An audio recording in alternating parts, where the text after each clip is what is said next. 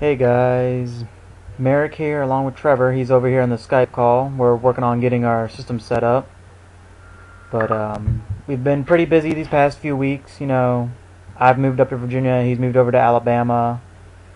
And well, we're going to bring you one of our first videos in this set, trying it out this new way. Instead of the two of us together, we're going to try it out separated like this. So we're going to be getting on to video games and the console wars.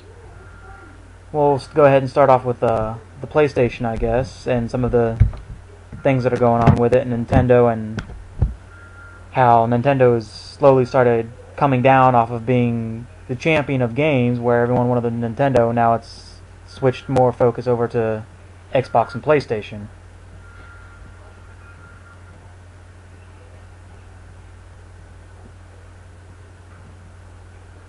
Well, to start out, Nintendo has, back in the early 90s, ran the market with the Super Nintendo and the Nintendo 64, but over the time, it kind of just died out. Like the Nintendo 64 in my book, I owned one, and that used to be all I played.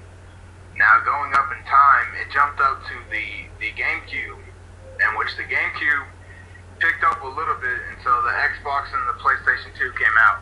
When those two systems or consoles came out, it really just destroyed the market for Nintendo. Yeah, especially with some of the big hitting games that came out with Xbox, like Halo, for a perfect example, with the release of Halo 4 just a few weeks ago. That was a big game that turned a lot of gamers from the nice family Pokemon, Nintendo, Mario era into the more hardcore, kill this, kill that, go blow this up, and the mature rated of games, the more action-packed, the more bloody, more gory, and such like that. Well, I think a big reason with that was because when when Xbox first came out, it released the Xbox Live, and a lot of people had the good feeling of where you could play online with friends and stuff, and that brought in the whole contemplation of, I guess, the depletion of Nintendo. Nintendo is still a big market with the Wii, as they're about to come out with the Wii U. And you also can't forget the DS, the Game Boy systems, the handhelds. Yeah. I'd say that in terms of market, they've switched from a console-based market more towards their handheld. And that's probably where, in my opinion, they should probably focus more on their handheld market, because that's where they seem to thrive at, whereas on their console market, a lot of their games get shortchanged out, or something happens to them where a game that comes out for all consoles, like Call of Duty, because I've seen the Call of Duties for the Wii and stuff like that, they get shortchanged and they're not as good as they can be. Well, I think a big reason why they should actually stick to the handheld devices is because Xbox, Microsoft doesn't have a handheld device. But PlayStation has one. They have the PSP and the PS Vita, which in the long run, the Wii U and the PS Vita are actually very similar. You can actually play your consoles with your handheld device. But with the Wii, Nintendo is just now turned into just handheld devices for younger kids, because with the teenagers and adults, mostly will play online with other friends and stuff like that to keep going on and actually getting experience points and different things like that with different games. Yeah, and you bring up a good point too. People going online, when, as you mentioned earlier, with the release of the Xbox Live and that gaming community, it changed gaming completely. Instead of a friendly, let's do this, let's do that, you've now got the more people that are more controlling, that want to do more hardcore versions of the game, where it's not just, oh, okay, we're going to go do this and we're just going to go have a good time here. It's, we now have a regiment, we've got clans and certain teams, even the Major League Gaming program that they have going on, people get die hard about their video games, whereas when you play stuff like Super Smash Bros. Or Mario Party, or just straight up Mario for the Nintendo, is always that calm, yeah, it's competitive, but it's a fun competitive, to where even whether you win or lost, it was okay.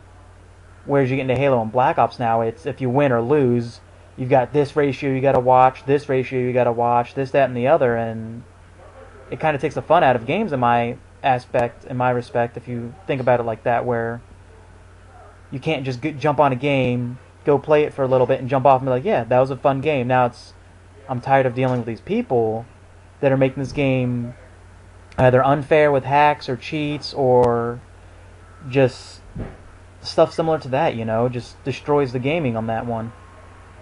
Well, I mean, just to bring this out there, I really think now with Black Ops 2 coming out, it really broadened the whole aspect of playing online.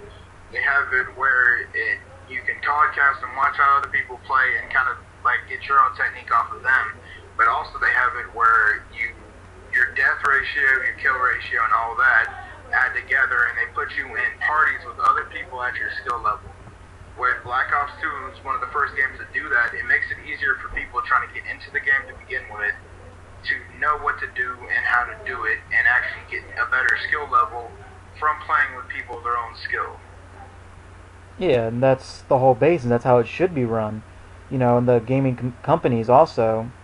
I read another point earlier on, looking through some websites earlier, is it brings up a point about DLC, because you mentioned the multiplayer, and we've been talking about multiplayer so far. If you sit there and you look at a game with DLC, some games are released, and it's like it stops midway through the game, and you don't get what you exactly wanted, so then they release you little chunks of DLC, where it's like they release back prior to it used to be you get the game, then about a year later an expansion pack would come out for it, and it's a large expansion pack that could probably be a whole new game in of itself, just following the same storyline, But nowadays you go out there and you spend the same amount of money used on those expansion packs that you used to get that were so large to get maybe 15 minutes of extra gameplay or 2 little icons or something like that. You know what I mean? Yeah. Yeah. But now with the downloadable content, you're getting a lot more for little. Like, Black Ops 2 came out with the, it was, what is it called? The Call of Duty Elite? Yeah, well, it's not Elite. I think it might be. Yeah, it's the Call of Duty Elite Premium membership. Yeah, you pay $50 ahead of time and you get all the downloadable content. Stuff like that makes it easier for people to just do it at once and get away with it and just be able to go on and continue playing, and once the map pack comes out, they already have it and they can get it going as soon as it comes out that night up. This is true, but I'm also going into games like Assassin's Creed 3, like how there's a certain downloadable mission that should have just been put into the game. Like I've seen it in GameStop a few times. You go play the vanilla game of Assassin's Creed, then you go through and you look at it, and the same day that Assassin's Creed was released, and someone correct me if I'm wrong, but the Tyranny of King Washington, the downloadable expansion pack, came out afterwards for another $30, and it should have just been included with as close to the release date as it was. It should have just been thrown in there as a part of the game, Well, I think a big reason why they do that is just to make more money off of the game name itself. If you're throwing downloadable content in the game already and don't add it, some people are looking with Assassin's Creed, now that's drawn out process to beat the game to get it completed. If you add more downloadable content, people who've beaten the game in that little 3-day period or 4-day period or however long it was it took to release, it gives that person more to play and continue on with the game. Yeah, but what I'm saying is if they already had it ready to release, why not just already have it prepackaged in the game? Because games aren't cheap. You and I both know this, $60, $70 a pop per game, And now for something that should have been included with how short of a time it was released, should have been included for that extra 30 minutes, 40 minutes of gameplay or whatever, should have been included in that $60, $70, not an extra $20, $25 to get that little expansion pack, Like you're talking about how Black Ops 2 did the Nuketown 2025 when you pre-ordered. Something on that lines of the same thing with the Assassin's Creed and the new George Washington. Something to that effect, where it's got to get put out like that, where it comes here, we've got it set, we've got it ready, and we don't have to worry about it. It's makes things move so much more simpler and a lot cheaper for us gamers, especially those of us that aren't the most richest or the best, hardest working, that aren't making that much money. They can continually go out and buy these new video games and their expansion packs when they come out like that, Yeah, It's not like we're going to the candy store and buying a bunch of candy here, you know. It's something really expensive, and it's a big investment if you think about it, you know. Console system's worth a couple $100 a piece, and throwing on top of games, a couple games on top of that, you could look at pretty close to spending over $1,000 per game system, plus equipment, controllers, and video games all on top of each other in one shot, if you're to buy it new. So if you look at it in that aspect, the amount of money that we invest in our video games, gaming companies should at least make the games long enough to keep us interested for them, and release specific parts of them with the game, and don't chop them out and have us wait 2-3 months to go spend another $30-$40 on a part of the game that should have been released with the game. Well, see, I understand your concept of what you're going with right there. That makes sense. Make it where us, the player, can actually get everything at once or in several months for the same price we paid for the game. But with gaming companies, they're not going to turn around and sit there and say that, they bought the game. They're out there to make money, so I actually don't believe that will ever happen. But the viewpoint of which you stand is correct. I believe that should occur, but it probably will not. Yeah, I mean, there's certain companies, like the new startup company that's taking over the Halo series, the 343. With them, they have their Spartan Ops thing, which I'm pretty sure most people all know, is that it's sort of a DLC, but it's an unpaid automatic update DLC. As they create this series just to keep you interested in it, they release it on a weekly basis. They give you 5 missions just about every week so far that the game has been released, and you don't pay a thing for it. They just give it to you. It's just here, They're doing it correctly in that aspect, It's a trend that gaming companies should follow. Now, with certain multiplayer DLCs, as they go around and they create the new maps and they create new systems to be used, like in Call of Duty Zombies, for example, it started off as just an Easter egg. They never expected it to blow up as big as they did. And as the input from the fans of the Zombies community started putting their ideas in, the gaming company was able to sit there and flush it out and make it its own, make a whole almost separate game out of the whole system. And as they release their DLC with that, it makes perfect sense to do it that way for a multiplayer version of it, because it's something new nobody's really done before in that aspect. And them being able to sit there, listen to their community, add things in the community once, like that whole Easter egg thing that's all over Call of Duty. It started off as just, spawn here, kill zombies. Now there's a whole story behind it about this guy killed this guy, this person got sent up here to heaven and just controlling zombies or hell or whatever, It expanded due to the community, and I don't mind paying $15 to get something that expansive on it, that they actually took their time to work on, not just something that they already had pre-planned out. Yeah, I agree with that one. To a point, when I think Call of Duty's turning more to the viewers for what they should do next. And that's one thing about Infinity Ward and Treyarch that I kind of like. It's when there's something that comes up, they ask some of the players and the fans to bring their input into it so they know what to go next. The zombie thing with the Easter eggs is something that brings more to it than just starting out and just killing zombies and doing that. It broadens it out to where you can actually have an objective in the rounds you have and see how long you can last and actually do the Easter egg. Yeah, and there's plenty of it to do, and that's what I'm stating here is the big name gaming companies that support this, like Microsoft, Sony, Nintendo, and all of them, if they worked with the gaming companies to help improve stuff like that, we could have another 180-degree turnaround on the way the games are played, how they're enjoyed, and we can lose things like these console wars that are constantly going on. How people are always saying, Xbox is better than PlayStation, PlayStation is better than Xbox, Wii is better than Xbox, etc., so on and so forth, And we can battle that out 1,000 different ways, Now, I'm not saying gaming companies should monopolize on each other, and become one super gaming company. No, that would destroy the industry in of itself.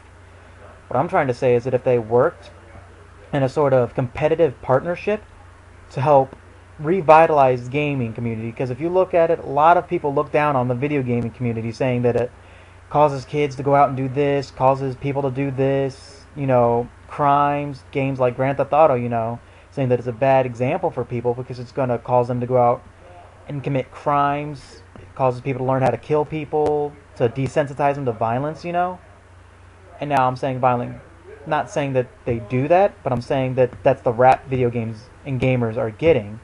Whereas we're just kids, people, adults who just want to blow off a little bit of steam, have a little bit of fun, and go play a video game. I guarantee you can agree to that one. When you get home off of work and stuff like that, you just want to go play a video game, wind down from the day. You don't want to get even more stressed out from your video game that you're playing. Yeah, and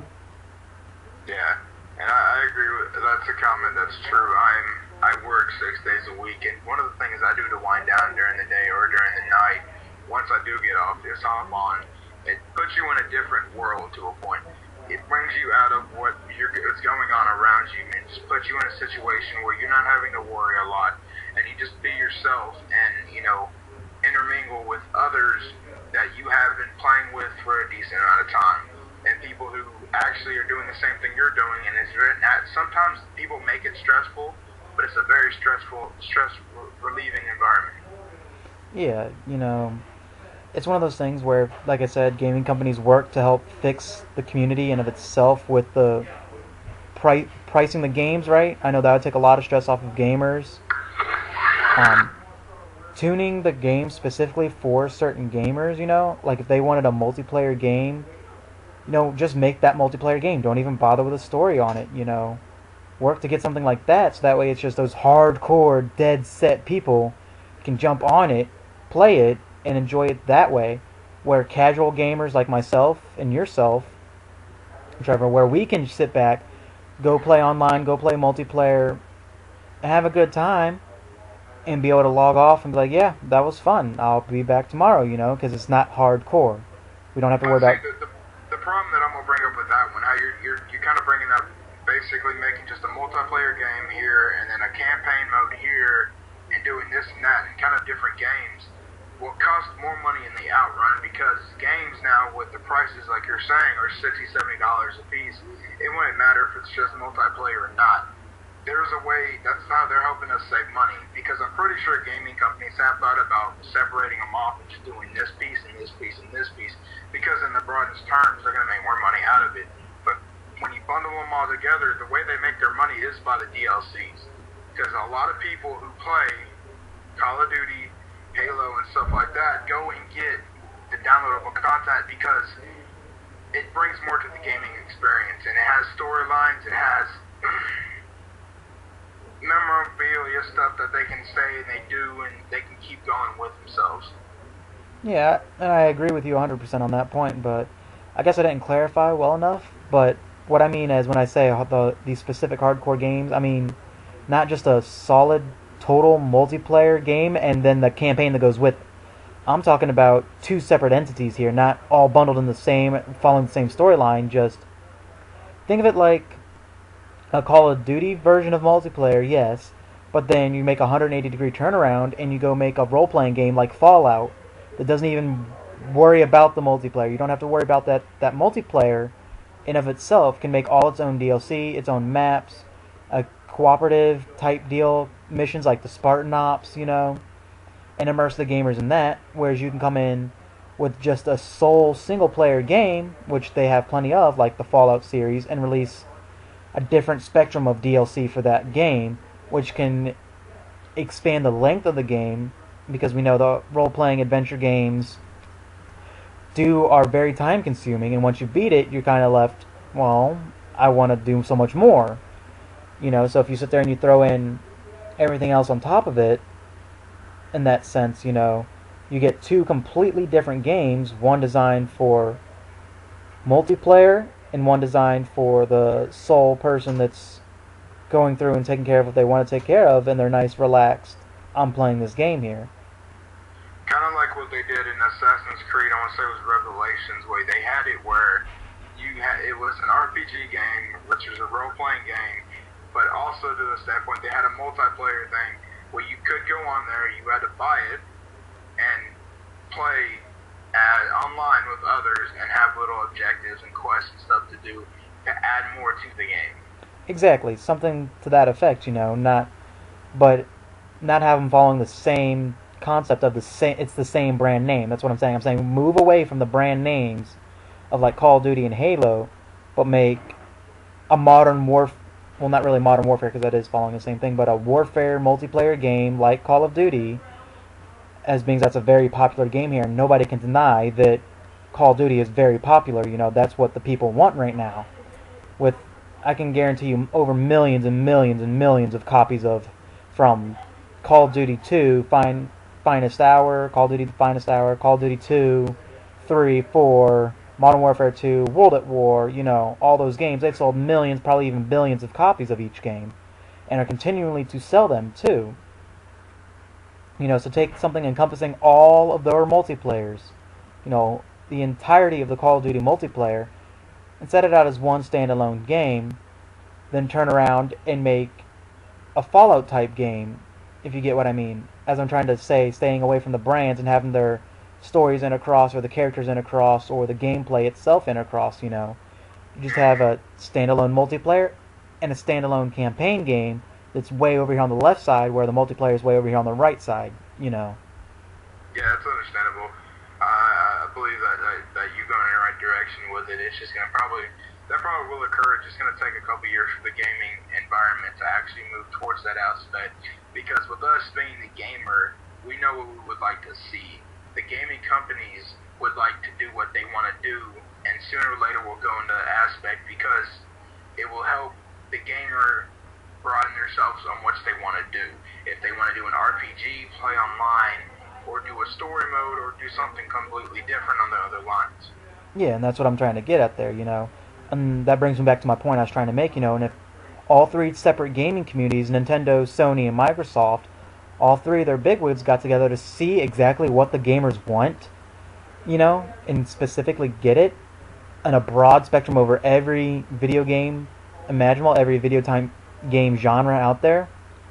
If they're to encompass all of that and focus on it, they can then split off in their own competitiveness, and create better video games, more based on what the community wants to see, Because I can also guarantee you that games like Call of Duty and Halo are going to get very old very soon, because it's the same thing every time, It's go in, figure out why this is happening, kill this person, and blow something up, Albeit that is very fun, but for a whole generation to live nothing but the same story, just with a different paint job on it, basically, it will get old and it will fade, But if you sit there and you look at other video games, like, again, I'll just keep going back to the Fallout game, because it is a separate standalone video game. It's go through, I know, especially between Fallout 3 and Fallout New Vegas. Fallout 3, that one was find your father and figure out what he's doing. Is a basic synopsis of it, the very basic core of it. Find out where your father went. Find your father. That's the core meat of what the game starts on, and survive the wasteland. Fallout New Vegas is find out who tried to kill you and for what reason. For those of you that have played the Fallout series, you all know that you were pretty much attempted to get killed over some minor thing, and it's two separate storylines following the same genre of third-person action role-playing, or first-person, depending on whichever. But, yeah, it's that type of deal that I'm trying to get at, They can focus more on what the community wants. They can focus on other types of games for this part of the community, game for this part of the community, and then everybody's happy, and you don't have to truly worry about charging games so much for all that other crap, Yeah. I think it's time to end the conversation now. To our viewers, if you have any other comments or anything else you want us to go into with the video gaming experience, you can either comment below, send us a video message back, and we'll both do it, or email us, or Facebook. Yeah, guys, we've given you guys an extra long video on this one for the lack of videos that we've been given out for the past few weeks since we've been getting everything ready. So leave a comment below, message us, Facebook, Send us links to whatever you need to. And also, if you don't want us to go on a video game, leave another comment about you want to hear about this topic or this topic, you know. We're always here and we're listening to our viewers, guys.